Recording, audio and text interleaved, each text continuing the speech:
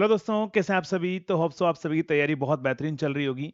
तो आप सभी के लिए एसएससी की तरफ से एक इम्पोर्टेंट अपडेट आया है और उस पर अपन बात करते हैं कि अपडेट क्या है।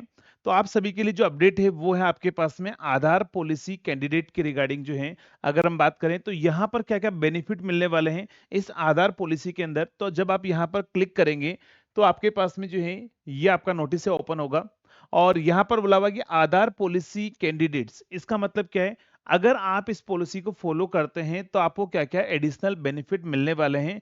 तो उस पॉइंट पर अगर हम बात करें तो यहाँ पर आप सभी को पता है जब आप एग्जाम हॉल में जाते हैं तो वहाँ पर क्या होता है, एग्जाम हॉल के अंदर आपका आधार वेरिफिकेशन होता है, ओटीपी वेरिफिकेशन होता है, फिंगरप्रिंट्स होते हैं, ठीक है?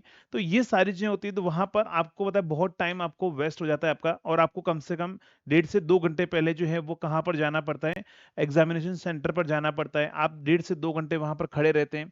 तो उसमें क्या होता है आपकी आधी एनर्जी तो वहीं पर चली जाती है।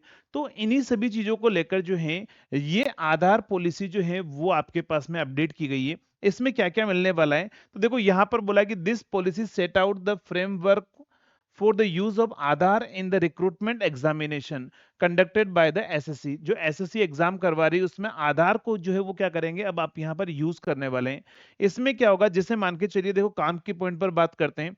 यहाँ पर क्या हुआ है कि यहाँ पर जैसे आपको बोला गया कि as the part of the examination अगर हम बात करें life cycle it is essential to authenticate the identity of the candidates. आपको पता है आपकी आइडेंटिटी चेक की जाती है कहाँ पर मल्टीपल स्टेज के अंदर फेयरनेस के लिए। तो वहां पर जैसे आपको बोला जाता है वाइल ट्रेडिशनल मेथड क्या होता है, फोटोग्राफ, बायोमेट्रिक वेरिफिकेशन, यूज आधार बेस्ड ऑथेंटिफिकेशन ऑफर एडिशनल मोर रोबस्ट आपके पास मैकेनिज्म जो है वो आपको ऑफर करता है। तो इन्होंने ये बोला है कि हम एक काम करने वाले हैं, हम इस आधार पॉलिसी के अंदर जो है वो हमारे पास में क्या होगा, अगर मान लो कोई भी स्टूडेंट अगर मान लो candidate who of the Aadhaar authentication authentication अगर वो मान लो अगर चूज करता है तो उन्होंने बोला है कि हमारे पास में उनको फ्यूअर प्रोसेस जो चेक होता है ना एग्जामिनेशन हॉल में, तो वहां पर कुछ कम प्रोसेस से फॉलो करना पड़ेगा।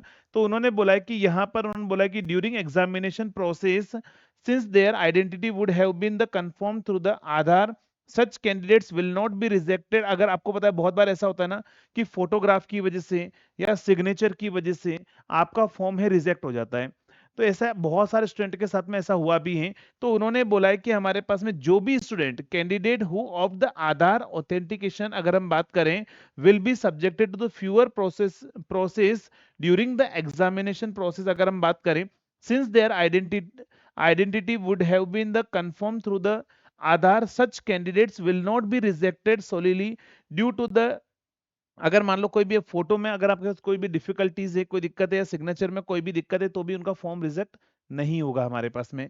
अगर हम बात करें they will be the allowed entry in the examination venue closer to the gate closing time. अगर मान लो गेट क्लोजिंग टाइम है, आपने आधार ऑथेंटिकेशन अगर आपने ऑलरेडी कर रखा है तो यहाँ पर आपको जो है फर्दर वहां पर ऑथेंटिकेशन करने की रिक्वायरमेंट नहीं, आपको अंदर जाने दे दिया जाएगा। नहीं तो क्या होगा, इन्होंने बोला कि as physical verification formalities will be minimal. यहाँ पर फिजिकल जो वेरिफिकेशन है फॉर्मेलिटीज है वो हमारे पास में कम से कम होगी।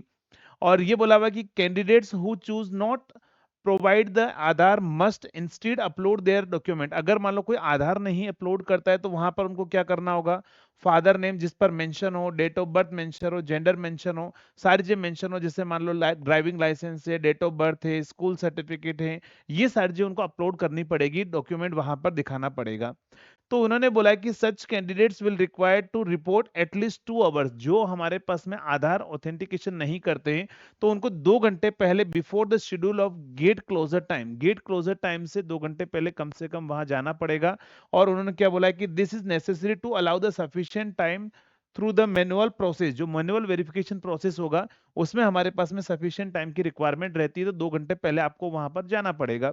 इन्होंने बोला कि the further Aadhaar based authentication will also be extended for the subscribe and the examination personnel.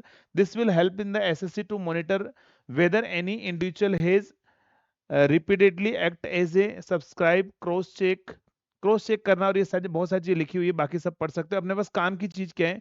तो काम की चीज़ हमारे पास में ये है कि हमारे पास में क्या होगा, एडिशनल बेनिफिट हमें ये मिलेगा कि हमारा जो फॉर्म है वो रिजेक्ट नहीं होगा। एक तो सबसे अच्छी बात है।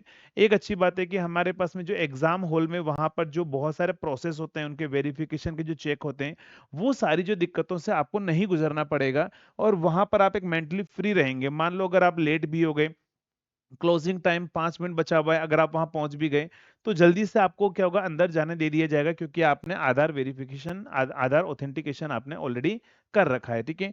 तो ये जो पॉलिसी है, जो भी स्टूडेंट अगर आपको एसएससी का एग्ज़ाम देने वाले हैं, तो आपको इस पॉलिसी को फ़ॉलो ज़रूर करना है, ताकि हमारे पास में जो है वहाँ पर एग्ज़ाम हॉल में आपको ज़्यादा टाइम वेस्ट ना हो वेरिफिकेशन के रिगार्डिंग, ठीक है?